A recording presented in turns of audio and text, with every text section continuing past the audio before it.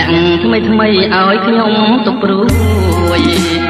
រងតែរូបអូនមួយព្រួយអើយថាអែនព្រួយយល់តែសុបិនបដិននីរំដួលបាយលិន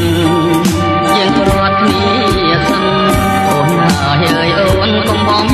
ភ្លេចបង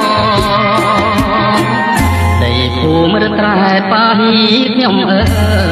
យបើអ្នកបានលឺហើយសូមនាំចំឡាយប្រាំទៅស្រីផងបតាំងស៊ូភូមិច្រាអូត